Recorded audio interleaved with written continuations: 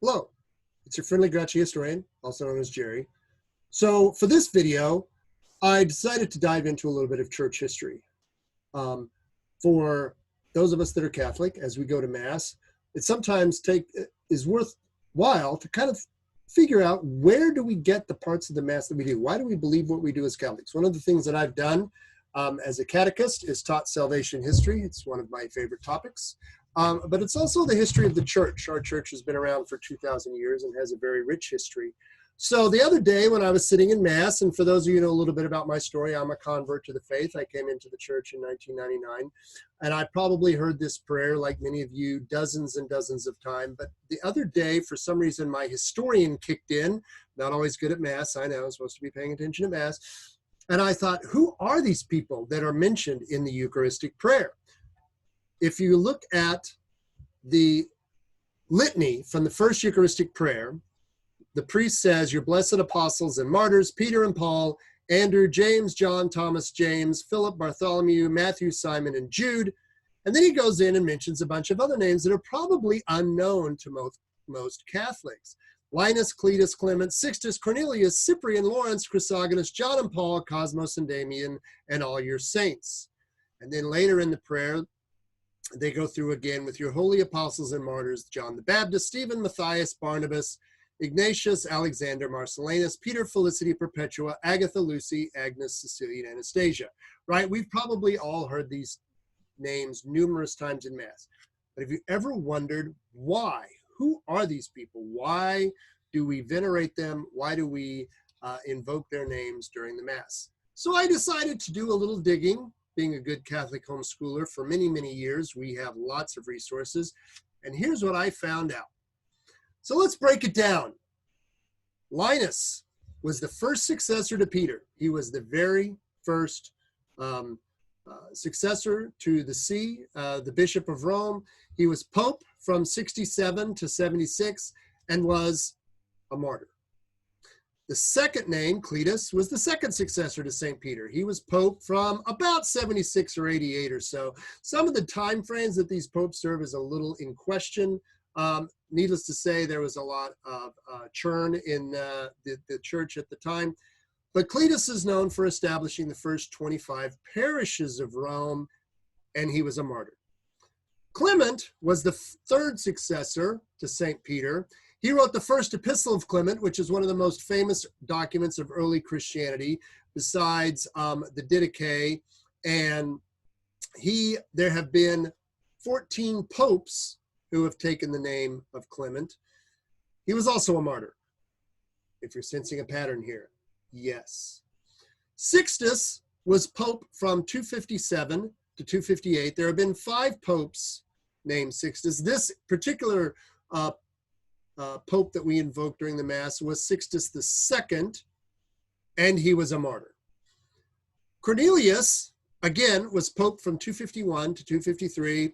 He served during the persecution of Decius, one of the many Roman emperors who tried to destroy the church, and he was a martyr. Cyprian was a bishop of Carthage. He was a very prolific writer on the faith. Church tradition says that he was really one of the first great Latin writers until St. Jerome and St. Augustine, or Augustine, as the case may be. He was also a martyr. That's right. All of them were martyrs. Lawrence, of course, is one of the more famous of the saints. He was one of the 7 deacons of Rome. He was one of the early church martyrs. Of course, Christian tradition says that he was burned, and he was actually grilled alive, as it were. And he was purported, legend says that he told his executioners, "You can turn me over, I'm done on that side." It's more likely that he probably was tortured and then was probably beheaded. Yes. Chrysogonus, again, we don't know a lot about many of these saints. A lot of it is legend. A lot of it is sort of apocryphal. Some of it is church tradition. Chrysogonus was, of course, an early church father who was martyred during the persecution of Diocletian. John and Paul, not the guys from the Beatles, by the way, different than St. John and St. Paul. These were 2 men who were martyred under Julian the Apostate actually in the eastern part of the church in what was Constantinople at the time. Cosmos and Damian, according to Christian tradition, were twin brothers who became doctors, lived in Arabia, and they were also martyred under Emperor Diocletian. Of course, many of you know Stephen. Stephen, of course, was one of the first 7 deacons and was the first martyr. There have been 9 popes named Stephen. And then we get to Matthias, right? For those of you that remember, Matthias was chosen by the disciples very early in the book of Acts, I think in the very first chapter, to replace Judas Iscariot. He, of course, is unique in that his appointment to be an apostle was not made by Jesus himself, but it was made before the descent of the Holy Spirit at Pentecost upon the apostles. And, of course, he was a martyr. Continuing on, Barnabas, of course, many of you probably remember, again, from the book of Acts. Barnabas introduced St. Paul to the apostles after his conversion on the road to Damascus. In many respects, he's responsible for Paul's conversion to Christianity. And he made several of the journeys with Paul, when Paul's journeys to evangelize. And he was also a martyr.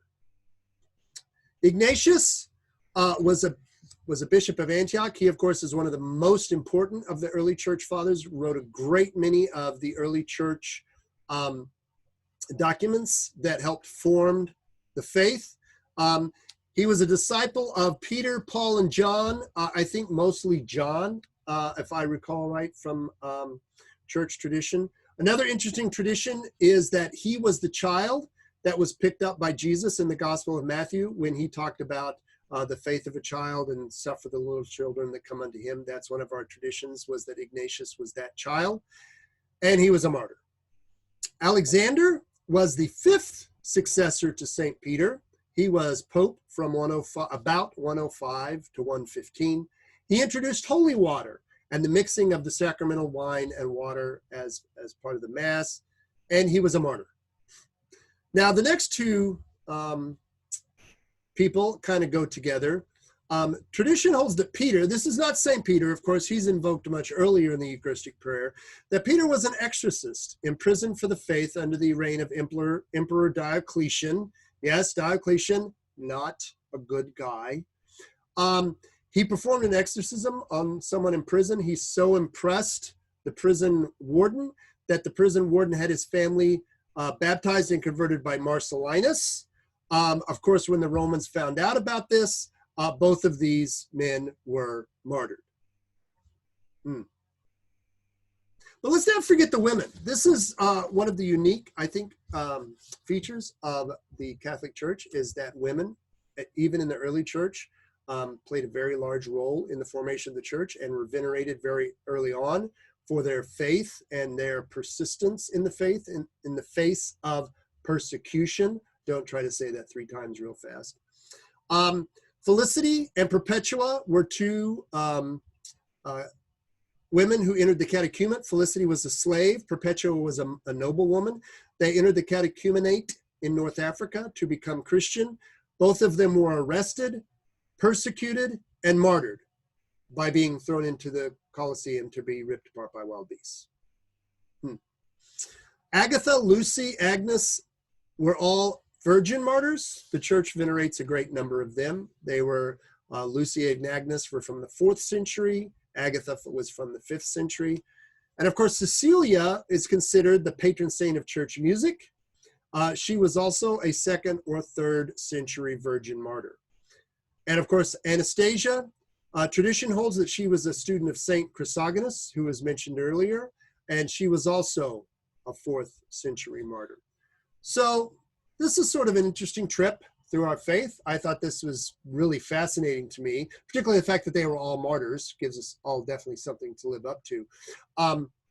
So the next time you sit in Mass and your priest does the first Eucharistic prayer, which is, of course, the long version of the Eucharistic prayer, and starts rolling through these litany of apostles, saints, and martyrs for the faith, now, hopefully, you will have a little bit better idea of who these people were and why they are mentioned in the Mass 1,500 years for the latest of them after their death. Thank you very much for watching. We hope to see you back again soon.